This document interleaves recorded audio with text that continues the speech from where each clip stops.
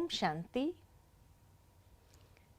भारत पावन देश है, पवित्र भूमि है जहाँ देवी देवताओं का वास होता था और इसकी पवित्रता को बनाए रखने के लिए समय प्रति समय यहाँ पर अनेक त्योहार, व्रत, पर्व मनाए जाते हैं। और इन पर्वों के पीछे, इन त्योहारों के पीछे बहुत सुंदर भाव होता है। इतना ही नहीं, लेकिन उसके पीछे एक बहुत गहरा अर्थ समाया होता है। जब उस अर्थ को समझने लगते हैं तो उस त्योहार की, उस पर्व की महत्ता हमारे दिल में और बढ़ जाती है। ऐसा ही एक पर्व या महापर्व भारत का छठ का महापर्व। और ये पर्व पहले तो भारत के अंदर यूपी, बिहार, झारखंड की ओर ही मनाया जाता था, लेकिन धीरे धीरे ये पर्व फैलता गया और भारत के अंदर हर भारतवासी आज छठ का महापर्व मनाना चाहता है। इतना ही नहीं, लेकिन धीरे धीरे ये विदेश तक भी इतना फैल गया कि आज विश्वव्यापी ये छठ का महापर्व हो गया। ये छठ के महापर्व के पीछे भी बहुत सुंदर कथा है और एक भाव है। विशेष दिवाली के बाद ये पर्व आता है। दीपावली अर्थात जैसे हर घर के अंदर आत्मरूपी दीपक जग जाता है, उसके बाद गोवर्धन पूजा होती है, जहाँ प्रकृति और पशु पक्षियों के प्रति भी हमारा एक भाव, उसकी सुरक्षा के लिए ये पर्व मनाया जाता है, पूजा की जाती है। और उसके बाद भैया दूज के जहाँ भाई भाई की एक मनोवृत्ति को लेकर के हम आगे बढ़ते हैं। कार्तिक मास का ये छठा दिन और जिसकी शुरुआत होती है चौथ से सप्तमी तक, ये महापर्व के पीछे एक भाव यही है कि सूर्य देवता के प्रति हमारी कृतज्ञता। और इसीलिए छठ महापर्व जैसे ही आरंभ होता है तो सूर्य उदय की पूजा नहीं, लेकिन जब सूर्य अस्त होता है उसकी पूजा करते हैं।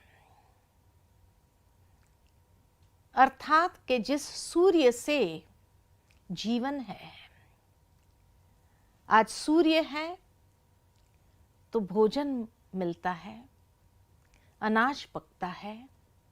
आज सूर्य है तो वृक्षों के द्वारा ऑक्सीजन हमारे सामने आता है। सूर्य से जब पानी इवेपोरेट होता है और वही वर्षा के रूप में बरसता है, तो सूर्य है तो पानी है, सूर्य है तो हवा है, सूर्य है तो भोजन है। और इसीलिए अब सीजन जब परिवर्तित होती है तब सूर्य के प्रति एक कृतज्ञता। और इसीलिए जब ढलते सूरज को ये आर्घ्य देते हैं, माना हमारे मन की भावनाओं के माध्यम से शुक्रिया अदा करते हैं। साथ ही साथ कहा जाता है कि ये त्योहार जब आता है तो विशेष सफाई होती है, चारों ओर कोना कोना साफ हो जाता है और बड़ी स्वच्छता के साथ इस पर्व को मनाया जाता है। घर की सफाई, इतना ही नहीं परंतु घर के सभी सदस्य अपने शरीर की भी सफाई अर्थात नहा धो करके सुबह सुबह फिर अपना कामकाज आरंभ करते हैं। बिना स्नान किए रसोई घर में भी नहीं जाते हैं। साथ ही साथ इन दिनों में जो पवित्रता, मन की पवित्रता, तन की पवित्रता, वातावरण की पवित्रता, घर की पवित्रता को मेंटेन किया जाता है। और इसलिए भोजन के लिए भी कहा जाता कि इन दिनों में कोई भी प्रकार का अशुद्ध भोजन नहीं किया जाता है। वहां तक कि नमक और प्याज लहसुन आदि भी खाने की स्वीकृति नहीं होती है। इतना शुद्धिकरण से यह त्योहार मनाया जाता है।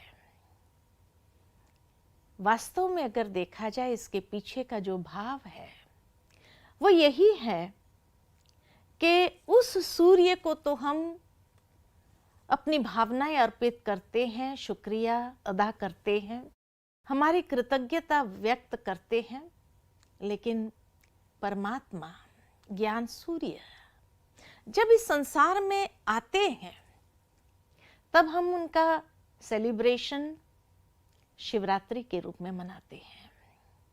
लेकिन वो परमात्मा आकर के जब मनुष्य जीवन के अंदर एक शुद्धिकरण, आत्मा का शुद्धिकरण करते हैं और उस शुद्धिकरण के साथ जब उनका वापस जाने का समय आता है, जब घर घर में आत्मा रूपी ज्योति जग जाती है, भाई भाई की मनोवृत्ति, पशु पक्षी मनुष्य और प्रकृति सब शुद्ध पावन हो जाते हैं, तब उनका वापस जाने का समय आता है। वही सूर्यास्त है, अर्थात ज्ञान सूर्य का अस्त होने का समय। ऐसे समय पर वो परमात्मा के प्रति भी हमारी कृतज्ञता है, उनका भी हम शुक्रिया अदा करते हैं और उसके लिए जो उन्होंने आकर के हमारे जीवन के अंदर आत्मा का शुद्धिकरण करते हुए भोजन का शुद्धिकरण और जीवन के अंदर संयम नियम आदि के साथ जिस तरह से हमें ऊंचा उठाते हैं, हमारे चरित्र का उत्थान करते हैं, ये पवित्रता न सिर्फ तन की, मन की, वृत्तियों की पवित्रता को भी ईश्वर ही हमारे अंदर स्थापित करते हैं। छठ के महापर्व में लोग जब 36 घंटे का उपवास करते हैं, उपवास अर्थात उप शब्द के दो अर्थ होते हैं। उप माना नजदीक, उप माना ऊपर। तो ऊपर निवास करने वाले परमात्मा के नजदीक मेरी बुद्धि का वास रहे, ये उपवास करना है। अर्थात जब ईश्वर को इतना निरंतर हम याद करते हैं, स्मरण करते हैं, तब उसकी शक्ति सकाश हमारे जीवन के अंदर आती है। और 36 घंटे उपवास का महत्व यही है कि वो परमात्मा के निरंतर स्मृति से हमारे अंदर 36 गुण, जो दिव्य गुण है, वो आने लगते हैं।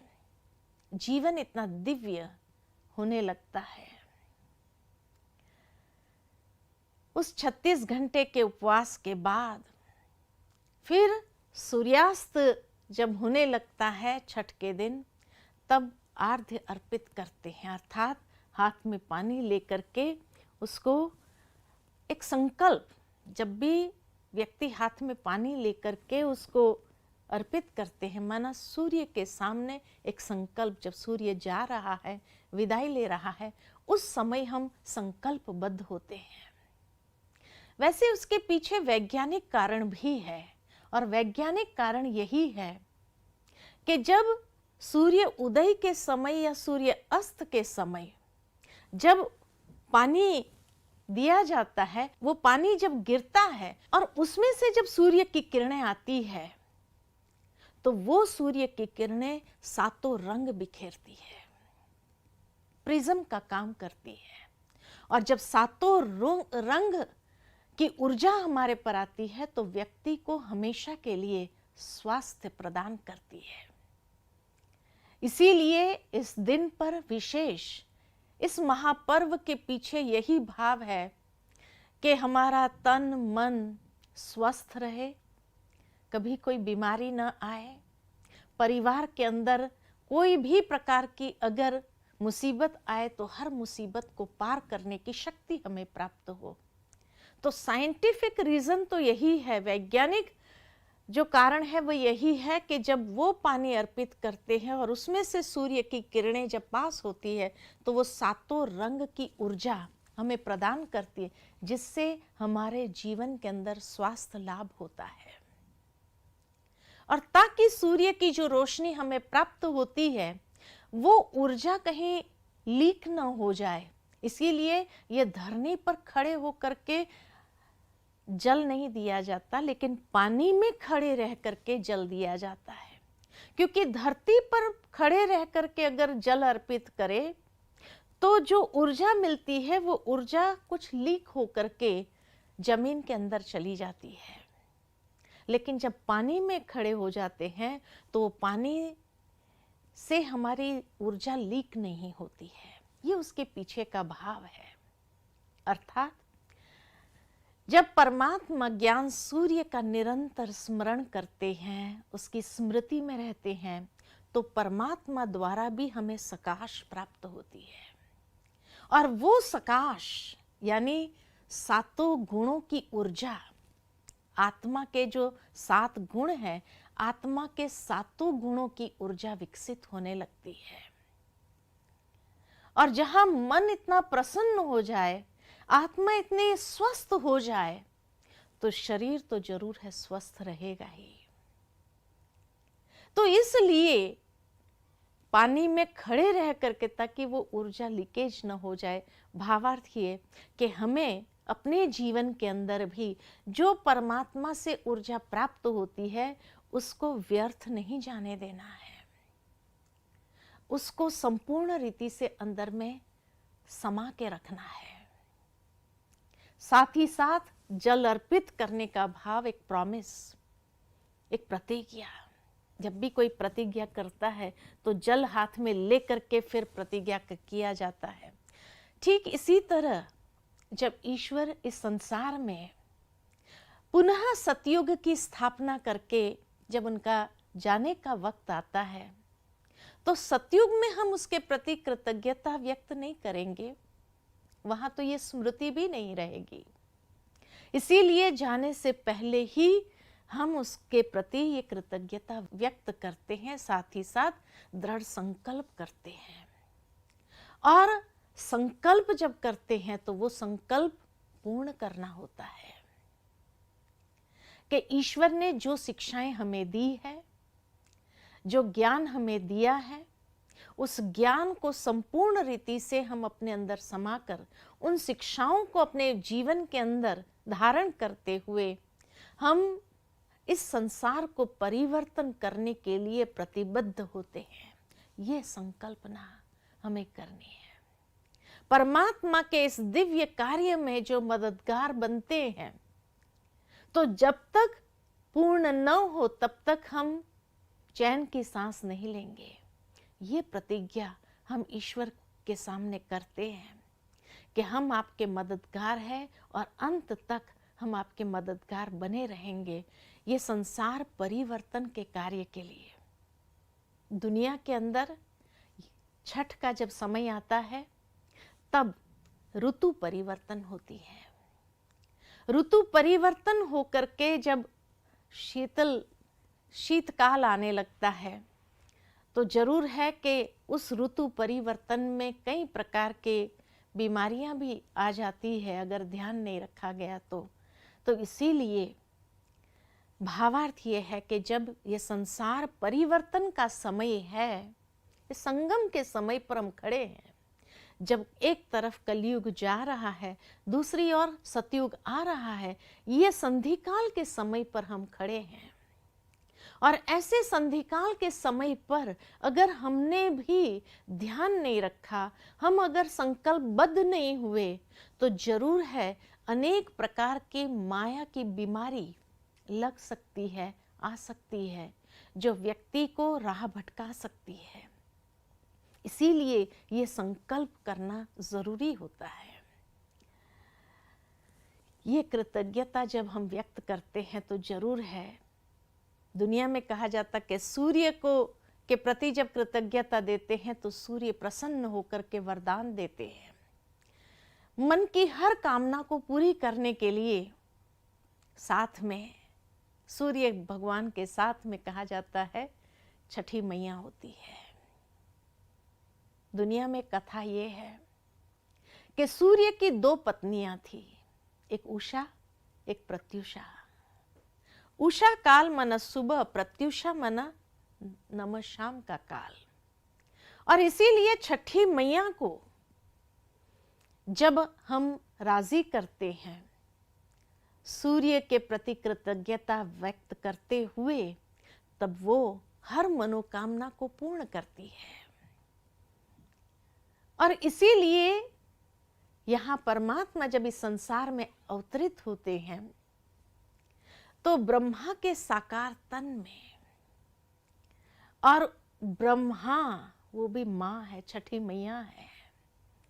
और इसीलिए उस ब्रह्मा मां भी, कोई भी ऐसी मनोकामना होती है तो उस ब्रह्मा मां के सामने रखो, उस छठी मैया के सामने रखो, तो वो हर मनोकामना पूर्ण करती है। फिर भी मां का हृदय मां का होता है, इसीलिए वो बच्चों की हर कामना को पूरी करती है। तभी इस छठ महापर्व पर जिनको संतान नहीं होती है, वो संतान की कामना करते हैं, संतान की कामना उनकी पूरी हो जाती। जिनको संतान है वो अपने संतान के स्वास्थ्य के लिए, उनके बल बुद्धि आदि विकसित हो, उसके लिए कामना करते हैं, वो कामनाएं भी पूरी होती है, ऐसा माना जाता है। ठीक इसी तरह परमात्मा ज्ञान सूर्य जो है वो ज्ञान तो हमें देते हैं, लेकिन साथ ही साथ हमारे मन की हर कामना पूरी करने के लिए छठी मैया यानी ब्रह्मा माँ के रूप में हम सबको प्राप्त है। ब्रह्मा इसीलिए कहा कि जो हर एक की मनोकामना को पूर्ण करते हैं और उस मनोकामना से हम स्वर्ग जैसे सुंदर संसार में जा सकते हैं। दूसरा कहा जाता है कि ये महापर्व एक ऐसा महापर्व है जिसमें कोई पंडित पूजा नहीं करवाता है, परंतु गृहस्थी लोग अपने आप में ये पूजा करते हैं। ठीक इसी तरह परमात्मा जब इस संसार में आते हैं तो घर घर को स्वर्ग बनाते हैं। जहां गृहस्थ धर्म में रहते हुए गृहस्थ जीवन में कैसे वो गृहस्थ आश्रम बनाए, जैसे श्री लक्ष्मी और श्री नारायण का गृहस्थ है। तभी भारत में ये कहावत है, नर ऐसी करनी करे जो नर नारायण बने, नारी ऐसी करनी करे श्री लक्ष्मी बने। अर्थात परमात्मा आकर के ज्ञान गंगा में डुबकी लगवाते हैं, इसीलिए गंगा के किनारे पर ये पूजा की जाती है। तो ज्ञान गंगा में डुबकी लगा करके सुबह सुबह चौथ के दिन ज्ञान गंगा में डुबकी लगा करके फिर स्वच्छ हो करके वही पानी को ले जा करके प्रसाद तैयार करते हैं।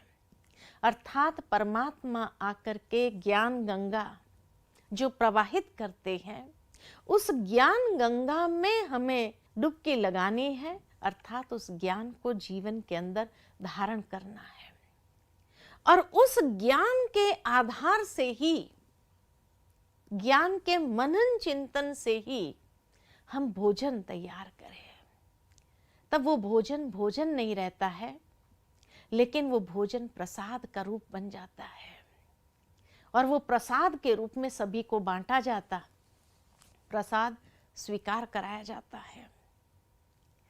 अर्थात जब ज्ञान के मनन चिंतन से इतने शुद्ध संकल्पों के साथ, परमात्मा की स्मृति के साथ जब भोजन तैयार किया जाता है और वो प्रसाद बन करके हर एक को स्वीकार कराया जाए, साथ ही साथ इस महापर्व के समय पर कहा जाता है कि छठ के दिन सूर्यास्त जब हो जाता है उसके बाद लोग घर नहीं आते हैं, अक्सर गंगा के किनारे पर ही रहते हैं, वहीं सोते हैं ताकि उगते सूरज को भी वो प्रणाम करे, उनका भी आशीर्वाद ले। इसीलिए रात भर में छठ के बहुत सुंदर गीत गाते हैं, मनोरंजन करते हुए, या अगर नींद भी आ जाए तो वहीं सोते हैं ताकि सुबह के सूरज को भी वो आर्घ्य अर्पित कर सके। भावार्थ ये है कि परमात्मा इस संसार में जब आते हैं तो आने के साथ साथ ज्ञान गंगा प्रवाहित करते हुए हमारे जीवन को परिवर्तन करते हैं। समय का परिवर्तन होता है, संस्कारों का परिवर्तन होता है, संस्कारों में नवीनता आ जाती है, भाई भाई की वृत्ति जागृत हो गई, और उसके बाद जो सुंदर समय भविष्य का आ रहा है वो समय भी हमसे छूट न जाए, इसीलिए उस समय में भी हमें प्रवेश करना है।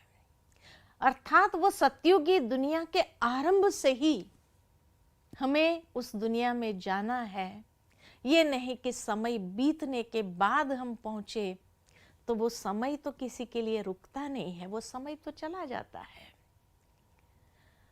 और उस परमात्मा के आशीर्वाद से वंचित हो जाए, इसीलिए रात को बैठ करके छठ के सुंदर गीत गाते हैं, छठ की महिमा गाते हैं, छठी मैया की महिमा गाते हैं। भावार्थ यही है कि उस परमात्मा की स्तुति करते हुए, उसकी महिमा करते हुए, हम निरंतर उसके याद में रहते हुए उस पावन दुनिया के प्रवेश काल में भी हम साथ साथ रहे।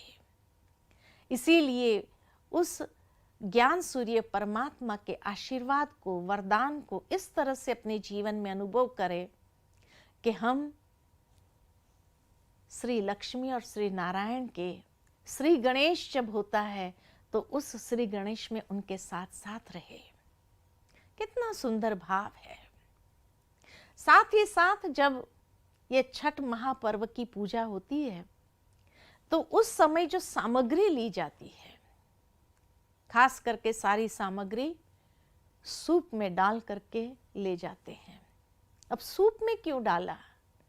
सूप की विशेषता है, कभी भी अनाज साफ करते हैं महिलाएं तो सूप के अंदर जो चीज होती है, तो जब उसको झटकते हैं तो कचरा बाहर निकल जाता है, अच्छी चीज अंदर जाती है। तो सूप के अंदर माना हम अपनी बुद्धि को भी सूप की तरह बनाए तो कचरा, व्यर्थ बातें बाहर फेंक दे और अच्छी बातों को ग्रहण कर ले। साथ में सारे फल की टोकरी पूरी सजाई जाती है और रखा जाता है उस सूप के अंदर। भावार्थ ये कि हमारे जीवन को भी ऐसा प्रत्यक्ष फलों की तरह सात्विक, सतो प्रधान बनाना है। उसमें भी जो नारियल होता है, अर्थात बाहर का हिस्सा कड़क होता है, अंदर एकदम नरम होता है। अर्थात मनुष्य भी आज नारियल की तरह जो बन गया है, बाहर के अभिमान और अज्ञान के अहंकार के साथ जीता है। इसलिए हर मंदिर में वैसे भी देवताओं के आगे नारियल को फोड़ा जाता है, चढ़ाया जाता है। उसमें भी आधा चढ़ाते हैं, आधा परिवार के लिए प्रसाद के रूप में ले जाते हैं। अर्थात हमें भी अपने अज्ञान का ब्रह्म तोड़ना है। अज्ञान का अहंकार, अज्ञान से ही अहंकार निर्मित होता है, तो उस अहंकार को तोड़ना है। तब अंदर जो हमारा वास्तविक व्यक्तित्व है वो इतना सुंदर स्वच्छ है, उस स्वच्छ सुंदर व्यक्तित्व को निखारना है, उसको बाहर ले आना है। और वही व्यवहार के अंदर बांटना है हर एक के साथ प्रसाद के रूप में। और प्रत्यक्ष फल हम अपने संकल्प के माध्यम से ईश्वर को अर्पित करते हैं, अर्थात कि ये सारा फल जीवन के अंदर हर फल की कोई ना कोई विशेषता महत्ता है। जिस तरह से कोई भी फल लिया जाए, जब उसका सीड होता है, सीड बहुत हार्ड होता है, अर्थात अंदर से हमारा मनोबल मजबूत हो, लेकिन बाहर व्यवहार के अंदर सॉफ्टनेस, जूसी, अर्थात सबके साथ मिलनसार रहे, ऐसे भी फल होते हैं। दूसरा, चंदन की लकड़ियां विशेष रखी जाती है, अर्थात कि जब इस तरह का परिवर्तन हम अपने जीवन के अंदर लाते हैं तो चंदन सी खुशबू सारे संसार के अंदर फैलाते हैं, समाज के अंदर फैलाते हैं और सबके प्रति हमारे अच्छी भावनाएं प्रवाहित करते हैं, उसमें कोई दिखावा नहीं। तो छठ का ये महापर्व 4 दिन चलता है और उसके बाद खुशियां ही खुशियां मनाई जाती है। तो दिवाली से कंटिन्यू होते होते छठ के महापर्व के दिन या सप्तमी के सुबह में ये पर्व की समाप्ति होती है। कितना सुंदर भारत के अंदर हर पर्व, हर त्योहार के पीछे एक भाव होता है, और जब ऐसी कृतज्ञता हमारी ईश्वर के प्रति, ऐसा ग्रैटिट्यूड हमारा ईश्वर के प्रति हो, तो वो ग्रैटिट्यूड से परमात्मा के वरदान के भी अधिकारी बन जाते हैं। ऐसा जब हम जीवन जीते हैं, यही प्रत्यक्ष स्वरूप हमारा प्रत्यक्ष फल के रूप में हम उन्हें अर्पित करते हैं, तो जरूर है कि ईश्वर की दुआओं के भी पात्र बन जाते हैं। तभी कहा जाता है कि खाली स्वयं संतुष्ट रहे इतना नहीं, लोग हमसे संतुष्ट रहे इतना नहीं, लेकिन हमारा जीवन इस क्वालिटी का हो कि ईश्वर भी मुझसे संतुष्ट होकर के ईश्वर का दुआओं का हाथ मेरे ऊपर आ जाए। ये मेरी सच्ची कृतज्ञता ईश्वर के प्रति होगी कि जो उसने दिया है, जो उसने सजाया है, श्रृंगार किया है, वो मेरे जीवन से प्रत्यक्ष अनेकों के लिए उदाहरण बन जाए, आदर्श बन जाए। ये हमारी कृतज्ञता है। तो ये है सुंदर भावार्थ छठ महापर्व का। आप सबको छठ महापर्व की बहुत बहुत शुभकामनाएं, शुभ भावनाएं और हृदय से ये पर्व की शुभ बधाइयां आप सबको हो। Om Shanti. To watch Peace of Mind channel videos on YouTube, subscribe us on youtube.com/tvpeaceofmind. Just a click for a peaceful life.